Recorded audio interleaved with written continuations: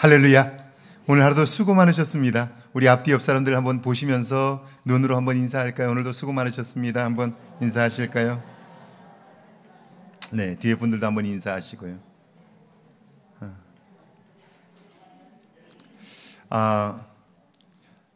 지난주와 이번 주에는 삼성그룹의 이건희 회장의 소천 소식을 우리가 들었고, 그리고 그 죽음으로 인해서 많은 사람들의 이야기들이 있었습니다.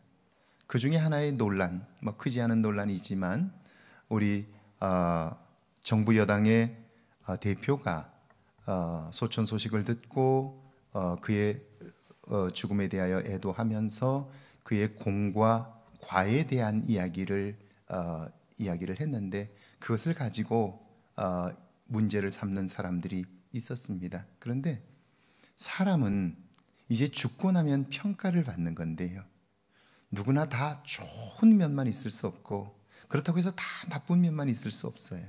좋은 면이 있는가 하면 좋지 않은 모습도 있는 거예요. 그게 인간의 삶이에요.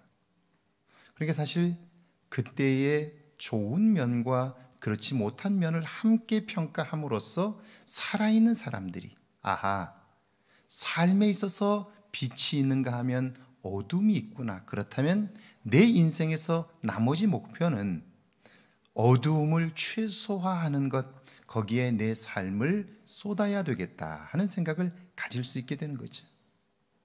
그런데 그의 삶에 대한 평가가 좋은 면만 부각이 되면 그 반대편의 어두움을 볼 수 없게 되고요, 사회란 그렇게 모두 다 좋은 면만 있을 수가 없잖아요. 특별히 삼성이라고 하는 기업이 어마어마한 세계적인 기업이 된 것, 우리 국민들에겐 굉장한 자부심이에요. 여러분이 혹시 여행을 해보시면 아시지만 세계 어디를 가도 공항에 삼성 마크가 크게 세워져 있어요.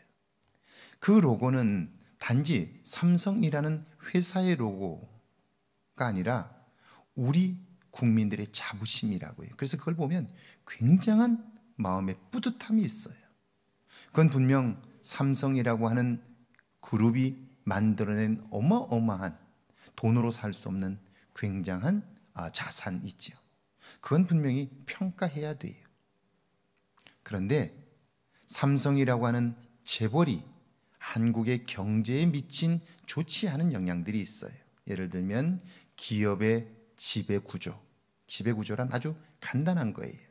삼성의 계열사들이 많은데 삼성이 가지고 있는 지분은 5%밖에 안 돼요. 그런데 그 회사를 전부 다 내가 좌지우지하는 거예요. 내가 경영하는 거예요. 그러면 그걸 경영하는 사람들이 마음대로 회사 돈을 쓸 수 있게 되어 있어요. 사실은 95%의 주인은 다른 사람인데, 그런데 내가 다른 회사들을 통하여 그것을 가지고 있기 때문에 내 마음대로 할 수 있다. 이런 것들은 좋지 않은 거죠. 그뿐 아니라 재벌가가 작은 중소기업들을 키우지 않고 모든 것들, 돈 되는 모든 것들에 다 손을 뻗침으로써 우리나라의 중소기업이 발붙이지 못하도록 만든 것, 이것은 기업 구조와 더불어 우리나라의 재벌들이 한 좋지 않은 모습들이에요. 이런 것들이 결국 사회의 구조를 건강하지 못하게 만들었어요. 이것은 한국만 그런 건 아니고 선진 사회인 유럽도 그렇고 미국도 그래요. 여러분이 아마 기억하실 텐데 월가라고 하는 미국의 금융 중심지이지요. 거기에서 미국 사람들이 시위를 하는데 그들이 들었던 피켓의 내용이 뭐냐면 이 미국의 부의 99%가 소수 1% 사람들에게 다 돌아가고 있다는 거예요. 그리고 결국 99%의 사람들은 나머지 1%를 가지고 싸우고 있다는 거예요. 우리나라 역시 마찬가지예요. 상위 10%의 사람들이 전체 부의 56%를 가지고 있어요. 그리고 하위 51%의 사람들이 전체 부의 16%밖에 차지하지 못하고 있어요. 이것은 시간이 지나면 점점 더 격차가 벌어질 텐데요, 이렇게 가면 사회는 절대로 건강할 수가 없어요. 왜냐하면 그 부자들이 더 부자가 되려고 노력할 텐데요. 50% 넘는 사람들이 그들이 만든 물건을 살 돈이 없잖아요. 그러면 사회는 절대로 건강하게 갈 수가 없는 거예요. 이런 것들이 그의 죽음을 통해서 정확하게 조명이 되지 않으면 그것이 그를 깎아내리고 낮추고 그런 게 아니에요. 오늘 우리의 사회가 건강한가 건강하지 못한가, 건강하지 못하다면 왜 그런가, 이런 것들을 우리가 알아야 앞으로 이 사회가 건강해질 수 있고 온전해질 수 있는 것이죠. 그리고 앞으로 과연 미래가 보장이 되어 있는지, 이대로 가도 미래는 괜찮은 건지 우리가 한 번쯤 돌아보아야 하는 것이죠. 자, 제가 그것과 관련되어 한 주간 동안 묵상을 하다가 우리는 시간이 지나면 다 잊혀진다고 생각해요. 우리가 살아온 삶이 다 잊혀진다고 생각하는데 그렇지 않다는 걸 또 발견했어요. 우리가 살아온 삶은요, 다 기록되는 거예요. 우리는 시간이 지나면 잊어버리지만, 그러나 누군가의 기억 속에 우리가 살아온 삶, 특별히 좋았던 삶도 있지만 그렇지 못한 삶도 누군가의 기억 속에는 남아있는 거예요. 그러니까 우리의 삶이 끝나는 날 우리는 그 사람들의 기억으로 인하여 평가를 받을 거예요. 자, 그래서 우리가 나를 돌아보는 일이 굉장히 중요하고요. 그리고 과연 내가 내 삶을 마쳤을 때 사람들은 나를 무엇라고 말할까? 한 번쯤 깊이 생각해 봐야 한다는 거예요.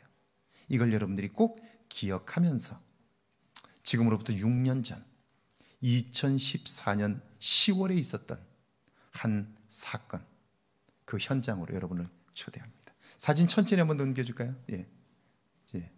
어딘지 한번 생각해 보십시오. 예. 넘겨주십시오. 예. 또 넘겨주십시오. 네. 또 넘겨주십시오. 네. 또 있나요? 네. 또 한번 넘겨주시죠. 예. 누군지는 잘 모르시겠지만 하여튼, 예. 6년 전, 또 있나요, 사진이? 예. 이건 제 얼굴이고요. 6년 전, 저 이스라엘에 있는 한 곳에서 있었던 사건입니다. 사람들은 다 기억하지 않아요. 그러나 그 사건이 정확하게 기억으로 남아있어요. 어딘지 아셔요, 혹시? 예. 이스라엘에 있는 사해 바다입니다. 저희가 성지순례를 첫 번째 갔던 팀들과 함께 사해에 도착해서 사해에서 수영도 하고, 그리고 거기서 몸을 담그고, 그 밑이 진흙으로 돼 있어요. 그래서 아까 제일 마지막에 나온 그분이 누구인지는 잘 모르겠는데 하여튼 머드팩을 그 진흙을 갖다 얼굴을 바르고 몸에 바르고 했어요. 자, 시간이 아무리 지나도 누군가의 기억 속에 남는다. 그게 과거라는 시간이에요. 그리고 우리의 삶이 끝나면 그것으로 우리는 평가될 거예요. 자, 누군가의 평가를 잘 받기 위해서가 아니라 우리는 과거를 기억함으로써 오늘 내 삶을 돌아볼 수 있고, 오늘 내 삶을 돌아봄으로써 미래의 어느 시간 하나님이 우리를 부르실 때에 우리는 하나님 앞에 좀 더 온전한 모습으로, 좀 더 아름다운 모습으로 설 수 있게 된다는 것이죠. 할렐루야.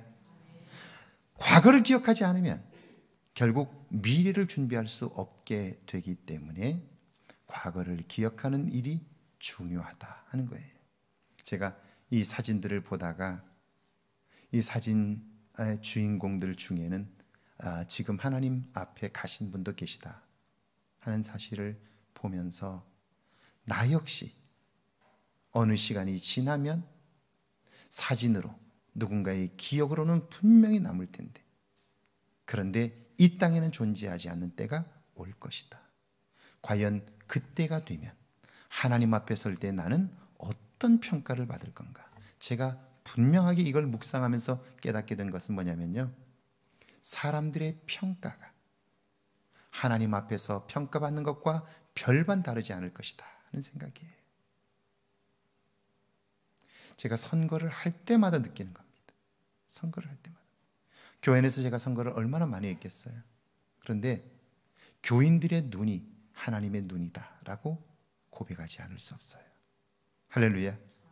틀림없습니다. 그러니까 누군가가 나를 평가하는 것, 그것이 하나님의 평가일 수 있다는 사실을 기억하면서요, 과거를 잊지 않고 기억하며 오늘을 새롭게 하는 저와 여러분 되기를 주의 이름으로 축복합니다. 밑에 한번 같이 읽어볼까요? 함께 읽습니다.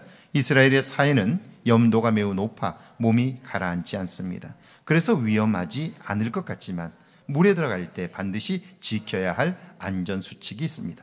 그것은 절대로 헤엄을 쳐서는 안 됩니다.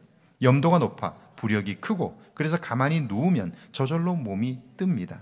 그러나 물에 빠질까 봐 몸에 힘을 주게 되면 몸의 균형을 잃고 허우적거리게 됩니다. 그때 염도 높은 물이 눈에 들어가게 되면 몹시 쓰리고 아픕니다. 눈을 다칠 수도 있습니다. 사회에서 모든 사람에게 공통된 주의사항은 힘을 빼고 가만히 바닷물에 몸을 맡기라는 것입니다. 저는 이 사회의 주의사항을 들으면서 느꼈던 거였어요. 사실 하나님께서 이 세상과 우리를 지으셨기 때문에 우리가 하나님께 맡기기만 하면 우리의 삶은 가장 건강하고 아름다운 삶을 살 수 있어요. 그런데 어느 순간부터 우리는 우리 스스로가 우리의 삶을 헤쳐나가겠다고 내 생각을 의지하고 살아가기 시작했고요. 그때부터 우리의 삶은 꼬이기 시작해요. 여러분, 사춘기라는 게 뭔가요? 사춘기란 자아의식이 새로워지는 때인데요, 그때 자아의식이란 자기 인생은 자기 것이다 라고 주장하는 때예요. 그걸 깨닫게 되는 때라는 거예요. 근데 사실 여러분이 살아보셔서 아시지만 우리 인생이 우리 건가요? 우리 마음대로 되나요? 아니에요. 저는 강원도 속초에서 태어났잖아요. 그리고는 제가 수없이 이사를 다녔어요. 이사를 정말 수십 번을 다녔어요. 제가 어디로 갈 건지를 알았을까요? 몰랐을까요? 전혀 몰랐어요. 한 번도 제가 원하는 곳에 가서 살아본 적이 없어요. 지금 제가 익산에 와서 살 것을 제가 조금이라도 알았을까요? 몰랐어요. 여러분을 만날 걸 알았을까요? 몰랐어요. 제 인생에서 제 마음대로 해본 건 단 한 가지도 없어요. 그냥 하나님이 인도해 주신 거예요. 그러면 살고 보니까 인생이란 내 마음대로 되는 게 아니구나, 이걸 깨달았어요. 그럼 이제는 하나님께 맡기며 살면 돼요. 그러면 힘 빼지 않고도 충분히 잘 살 수 있어요. 힘을 빼지 않으면 오히려 하나님이 기뻐하시는 일에 헌신할 수 있어요. 그런데 내 생각대로 살다가 그 길을 돌고 또 도는 거예요. 이게 애굽에서 나온 이스라엘 백성들의 모습인데, 그 모습이 바로 누구의 모습이냐면 나의 모습이란 말이에요. 적어도 한 달 보름이면 45일이면 갈 수 있는 그 길을 40년이 걸려서 들어가잖아요. 왜 그래요? 그 땅은 하나님의 약속의 땅이에요. 하나님의 법대로 사는 법을 훈련하지 않고는 그곳에 들어가도 그는 만족할 수 없어요. 제가 목회를 하면서 또한 교회 안에 결정적인 일들이 있을 때마다 생각하는 것이 하나 있어요.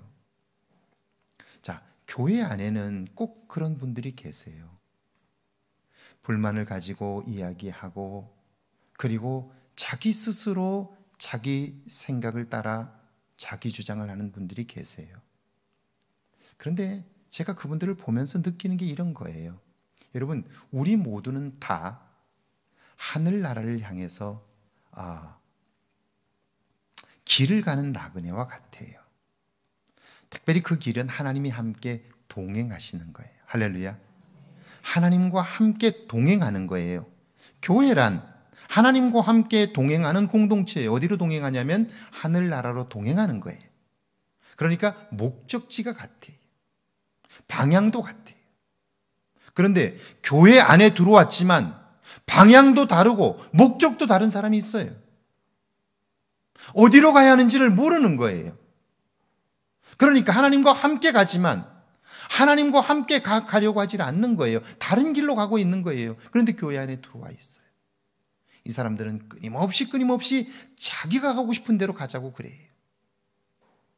하나님이 보이지 않기 때문에 자기 마음대로 되지 않는 것 때문에 항상 불만이에요. 그리고 그 눈으로 보면 모든 것이 다 불만투성이에요. 전에 제가 섬겼던 교회에 집사님 한 분이 시험에 들었대요.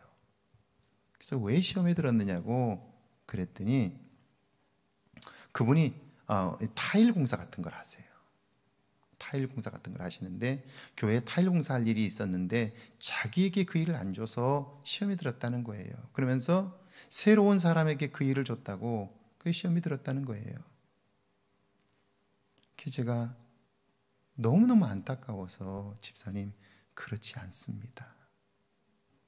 타일 그 공사는 교회가 그분에게 준 게 아니고 그분이 여기가 너무너무 안 좋다고 여기가 너무너무 지저분하다고 내가 타일을 붙일 줄 아는데 이거 깨서 내가 타일 사다가 이거 붙이겠다고 본인이 사다가 붙인 거라고 봉사한 일이라고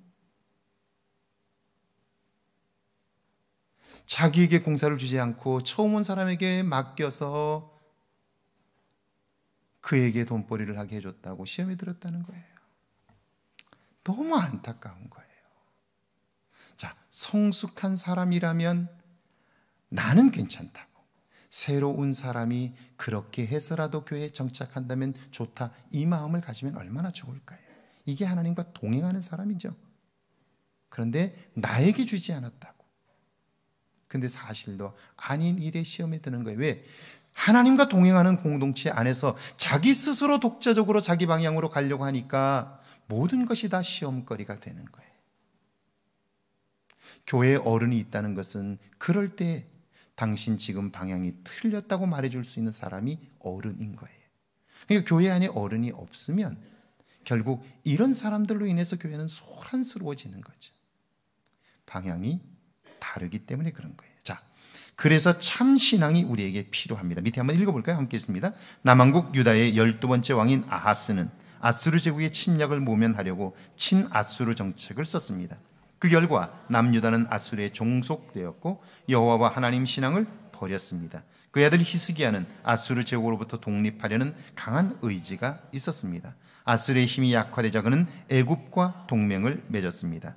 하나님의 도우심보다 현실적인 힘을 의지한 것인데 그 결과 유다는 패망하고 말았습니다. 자, 우리는 끊임없이 무언가를 의지하며 살도록 되어 있어요. 왜? 우리가 부족하기 때문이죠. 그런데 과연 우리가 의지하려는 것이 의지할 만한 것인가? 이 생각을 해봐야 하는 거죠. 오늘 이 아하스 왕은 지금 유다의 북쪽에 있는 아수르라고 하는 제국이 강력해요. 그래서 북이스라엘을 멸망시키잖아요. 그의 강한 힘을 보면서 잘못하면 우리도 공격을 받겠다 생각하니까 그와 화친을 하고 조공을 보내고 그를 섬기게 되는 거예요. 그런데 그러다 보니까 결국 이 유다는 이 아수르의 속국처럼 된 거예요. 자기들이 할 수 있는 게 아무것도 없어요. 그러니까 히스기야는 그들로부터 벗어나기 위해서 한 일이 호시탐탐 기회를 노리다가 아수르가 조금 약해진 것 같으니까 밑에 새로운 제국 애굽을 의지하고 그들과 동맹을 맺어 결국 아수르를 물리치려고 했던 거죠. 그런데 그 결과 유다는 어떻게 돼요? 패망하고 말아요. 잘 하려고 했는데 결국 그 일로 빌미가 되어 결국 어려움을 겪고 마는 거예요. 자, 참 신앙이란 그럼 도대체 그들이 다 하나님의 백성들이고 하나님을 믿는 사람들이었어요. 그런데 왜 이런 일들을 겪게 되었을까? 참 신앙을 가지지 못했기 때문이다. 그럼 참 신앙이란 뭐냐? 여호와 하나님의 능력을 의지하는 거예요. 밑에 한번 읽어볼까요? 함께 있습니다. 하나님은 사람의 눈에 보이지 않습니다. 그러나 분명히 살아계시고 전능하셔서 사람들의 삶과 역사를 다스리십니다. 그분의 능력을 믿고 의지하는 것이 뭐예요? 참 신앙인 거예요. 그러니까 하나님은 눈에 보이지 않아요. 그러나 그 하나님의 살아계심을 체험한 사람들은 그분을 매 순간 의지하는 거예요.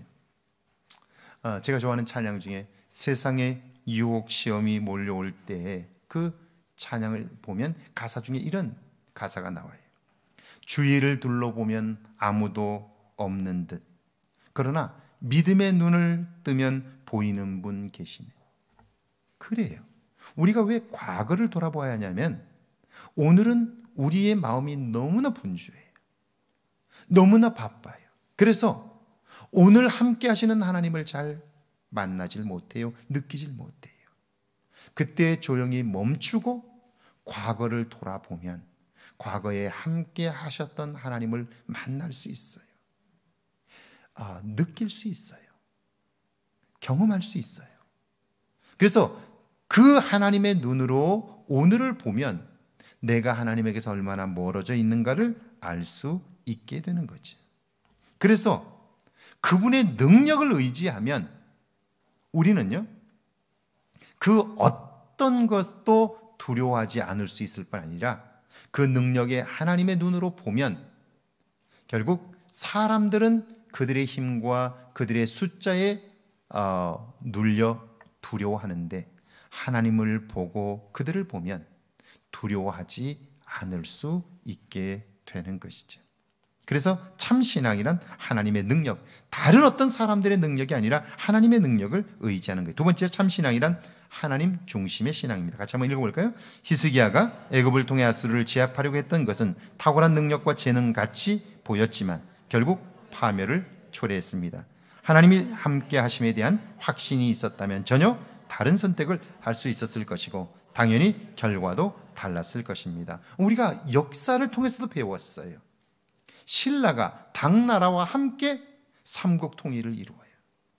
그들의 생각은 당의 힘을 빌려 지금은 자기들이 스스로는 벅차니까 고구려를 제압하고 그리고 백제를 제압하고 나면 이제 이 땅에 자기들이 주인이 될 거라고 생각했어요. 그런데 당나라가 돕고 나서 당나라가 더 큰 힘을 가지고 있는데 당나라의 생각은 어떨까요? 니들에게 이거 전부를 줄 것이 아니라 너희들마저 내가 다스리겠다. 그래서 도독부를 세우는 거 아니에요. 자기들이 이 땅 전부를 다 다스리겠다고 하는 거 아니에요. 결국 어때요? 그들의 통치를 받지 않으면 안 되는. 그래서 이 현재 살고 있는 우리나라가 반도에 갇히는 결과를 낳았잖아요. 그 북쪽의 그 넓은 땅들이 다 고구려 형태였잖아요. 그런데 신라가 당나라와 함께 연합군을 만든 이후에 결국 우리나라의 영역은 한반도로 갇혀버리고 말았어요. 잘한다고 한 일들이 이렇게 되고 만 거예요. 분명한 것은 이렇게 참 신앙을 가진 사람들이 있어요.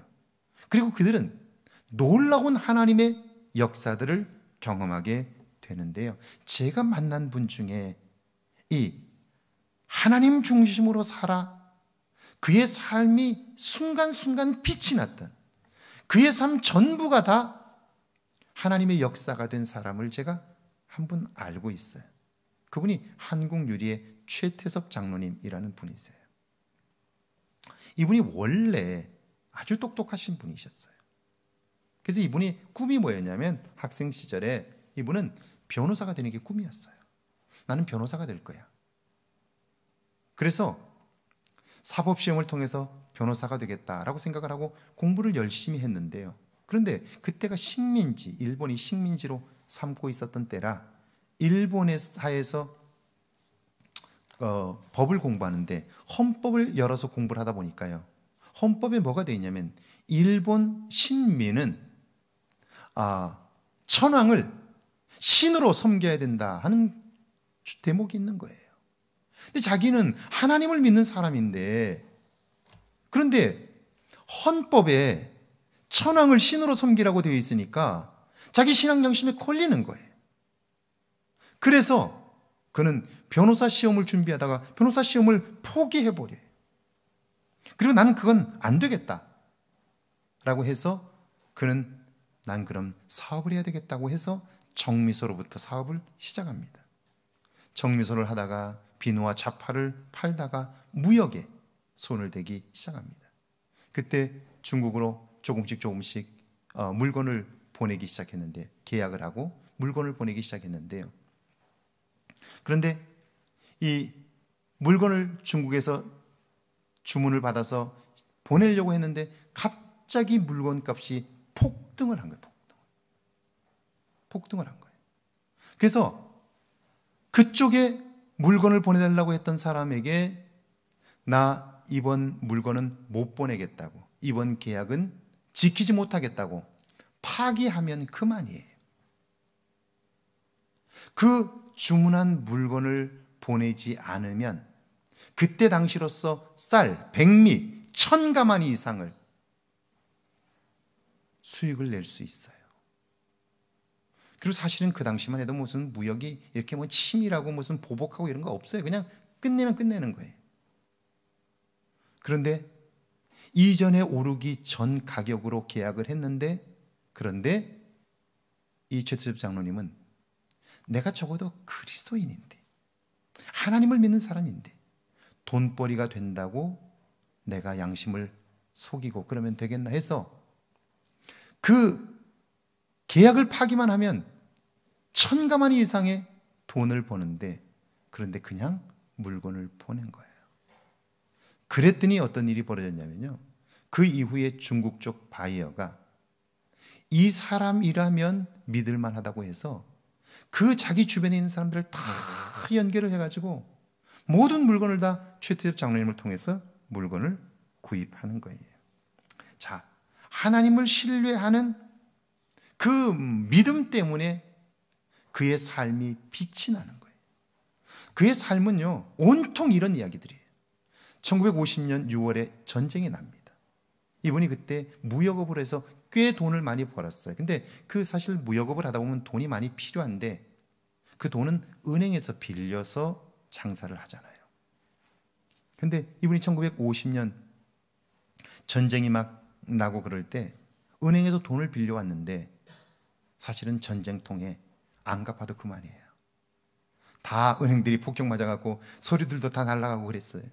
그런데 이분이 돈을 싸지 멀리지고 은행에 간 거예요. 가가지고 은행 직원에게 이렇게 얘기해요. 전쟁통에 잘못하면 내가 이 빚을 못 갚고 어떻게 될지 모르니까 빨리 이 돈 받으라고. 그리고 빨리 영수증 써달라고.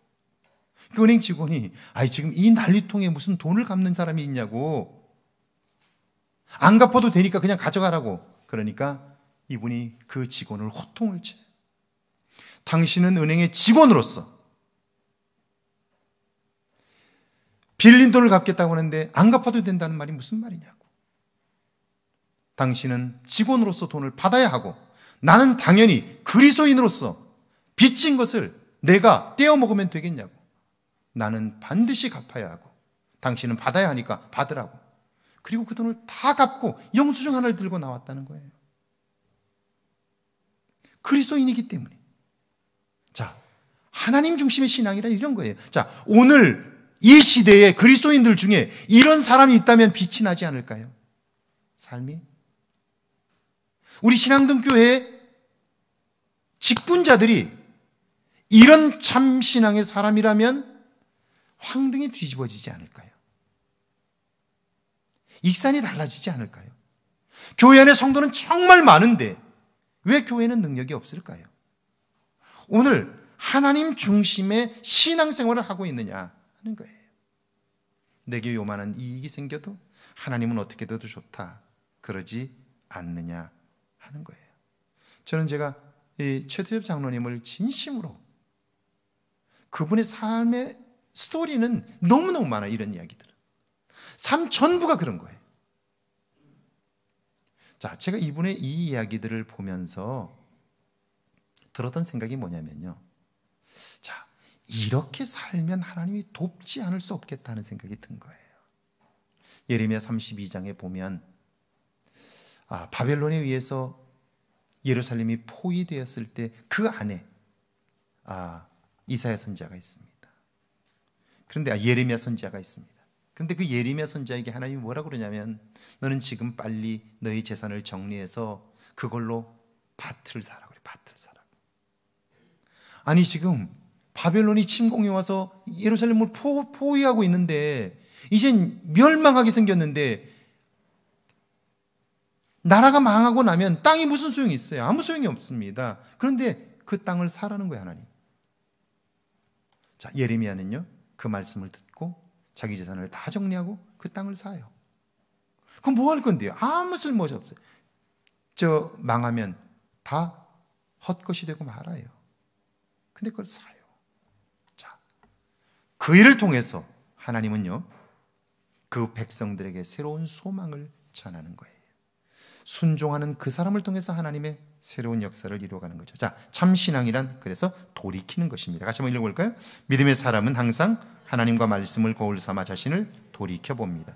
죄인된 모습을 발견하고 하나님께로 돌이키는 사람을 하나님은 새롭게 사용합니다. 그러니까 돌이키는 신앙, 매일매일 돌이키는 신앙, 매일매일 자신의 부족함을 채워가는 신앙, 살면서 똑같은 실수를 반복하는 사람이 있어요. 그 사람은 어리석은 사람이에요.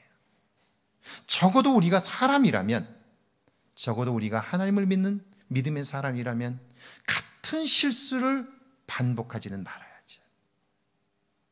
적어도. 그런데 같은 실수를 반복해요. 왜 그럴까요? 우리 안에 있는 잘못된 확신들이 우리로 하여금 반복적으로 쉽고 살아왔던 방식대로 살게 만들어가기 때문에 그래요. 자, 무엇을 의지하시겠습니까? 의지할 것들이 너무 많아요. 1절 한번 읽어볼까요? 함께 읽습니다.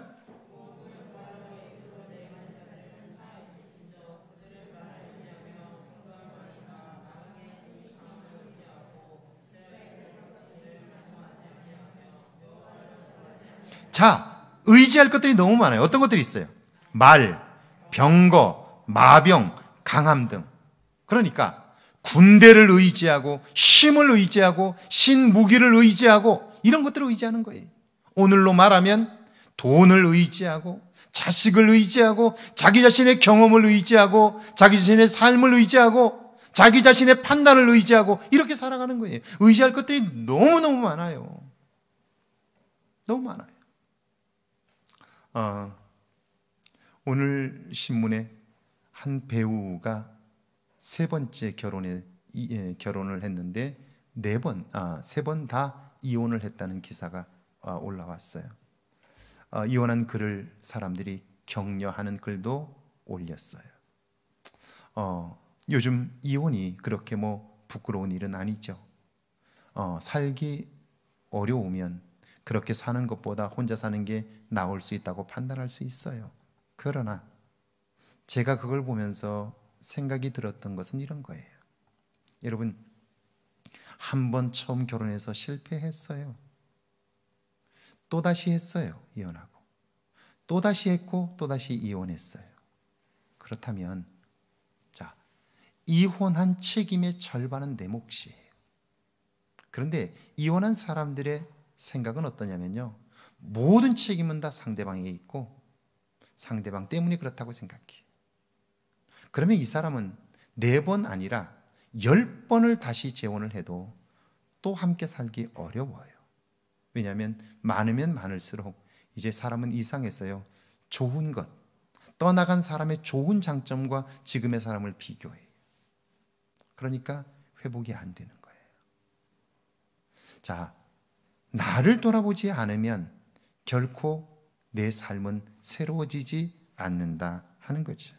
의지할 것들이 너무 많아요. 자, 그런데 2번입니다. 보이지 않는 것을 볼 줄 알아야 돼요. 2번 같이 읽어볼게요. 2절입니다. 여호와께서도 지혜로우신 즉 재앙을 내리실 것이라. 그의 말씀들을 변하게 하지 아니하시고 일어나사 악행하는 자들의 집을 치시며 행악을 돕는 자들을 치시리니. 지혜로우신 여호와, 말씀대로 행하심, 악행하는 자와 돕는 자들의 마지막. 자, 무슨 말이냐면, 자, 하나님의 도우심, 하나님의 지혜로우심 보이지 않아요. 그런데 신앙이란 뭔가요? 그것은 하나님이 이 세상과 만물을 지으셨고 오늘도 우리와 함께 하시고 우리를 도우신다는 사실을 믿는 거예요. 아멘이시죠? 그렇다면 보이지 않지만 실제 하시는 그분을 볼 줄 아는 능력이 내 안에 있어야 내 신앙은 참 신앙이 될 수 있고요. 눈에 보이는 힘과 군대와 그 어떤 것이 아니라 그분을 의지할 수 있게 되는데요. 우리는 오늘을 너무나 바쁘게 사느라 영이신 하나님을 느끼질 못하고 살아요. 그러니까 하루하루 점점 지쳐가게 되는 것이죠. 자, 사람은 지식으로 살지만 하나님은 지혜로 우리에게 말씀하셔요. 지식은 우리의 삶을 편리하게 할 수는 있지만 우리의 존재에 쉼을 주거나 평강을 주거나 안식을 주거나 두려움에서 건져낼 수가 없어요. 이것은 지혜의 차원이기 때문에 그래요. 자, 우리가 미래를 예측하고 오늘을 계획하지만 계획은 할 수 있지만 그러나 그것을 열매 맺게 할 수는 없는 거예요. 그렇다면 그래서 우리가 두려워하고 근심하고 걱정하는 것인데 그 모든 것을 알고 계시는 하나님을 의지한다면 우리의 삶은 달라질 수 있는 것이죠. 그리고 악행하는 자들의 마지막이 어떤가를 우리는 너무나 잘 알고 있어요. 여러분, 도박으로 부자가 된 사람을 본 적이 있으신가요? 도둑질로 성공한 사람 보신 적이 있으신가요? 금액이 어마어마해요. 도둑질한 금액을 보면 어마어마해요. 그런데 그걸로 부자 된 사람을 여러분 보셨나요? 오늘 재판 하나가 1심과의 1심의 그 재판과 완전히 반대되는 재판이 뒤집혀졌어요. 김학의라는 분이에요. 법무부 차관을 하신 분입니다. 검찰에서 실세였던 분입니다. 한 나라를 좌지우지할 수 있었던 사람이었어요. 특별히 그는 자기가 정말 악행을 벌여놓고도 그걸 무마할 수 있을 만큼 권력을 쥐었던 사람이에요. 누가 봐도 다 알아요. 그 일에 그 카메라에 잡힌 사람이 그 사람인 걸 누가 봐도 다 알아요. 그런데 아니라고 빠져나갔어요. 그런데 2심 재판에서 그는 뇌물 받은 것 그리고 그 사건과 관련되어서 유죄 판결을 받고 법정에서 구속되었어요. 어마어마한 권력을 가졌을 때 보면 못할 것이 없을 것 같아요. 그런데 시간이 지나니까 어때요? 악인의 끝은 다 이와 같아요. 우리는 눈으로 보고 있어요. 그런데도 그 악의 유혹에 우리는 너무나 쉽게 무너진단 말이죠. 왜 그럴까 하는 거예요. 왜? 하나님을 의지하는 믿음. 영이시기 때문에 보이지 않지만 우리와 함께 하시는 그분을 느끼지 못하면 우리는 유혹 앞에 무너질 수밖에 없는 것이죠. 여호와 하나님이 모든 것입니다. 3절 한번 읽어볼까요? 애굽은 사람이요 신이 아니며 그들의 말들은 육체요 영이 아니라 여호와께서 그의 손을 펴시면 돕는 자도 넘어지며 도움을 받는 자도 엎드러져서 다 함께 네네 그래요. 틀림없습니다. 심판과 승리는 하나님께 속한 것입니다. 틀림없습니다. 저는 그래서 이렇게 결론을 할 수 있어요. 인생의 끝에서 그가 인생을 성공했느냐 성공하지 않았느냐는 결국 그가 보이지 않는 하나님과 얼마나 잘 가까이에서 동행했느냐 하는 거예요. 지금 그가 얼마나 성공했느냐, 얼마나 많은 부를 가졌느냐, 얼마나 당당하냐, 그것은 그렇게 중요하지 않아요. 그것보다 더 중요한 건 보이지 않는 하나님과 얼마나 잘 동행하고 그분을 얼마나 전적으로 의지하며 살았느냐에 따라서 그의 인생의 성패가 결정이 된다 하는 거예요. 여러분의 인생의 마지막에 하나님과 동행함으로 인하여 공은 정말 많고 모든 여러분 주변의 사람들의 기억 속에 아름답고 귀하고 감동받을 만한 사건들이 다 기억되므로 우리의 삶이 끝나는 날 그분은 내가 볼 때 관은 없는 것 같아. 어떻게 저렇게 살 수 있는지 모르겠어. 그러면서 뛰쳐나오는 거예요. 어제 전에 만든 프로그램인지 모르겠어요. 전주 KBS가 늦봄 문익환 목사님의 다큐멘터리를 제작을 해서 보여주었어요. 그분이 돌아가시던 날 같은 날 정일권 국회의장을 하셨던 분이 돌아가셨어요. 두 분과 살아온 삶이 비교가 되었는데요. 문익환 목사님 돌아가셨을 때 제 모교인 한신대학 신학대학원에서 장례식을 했어요.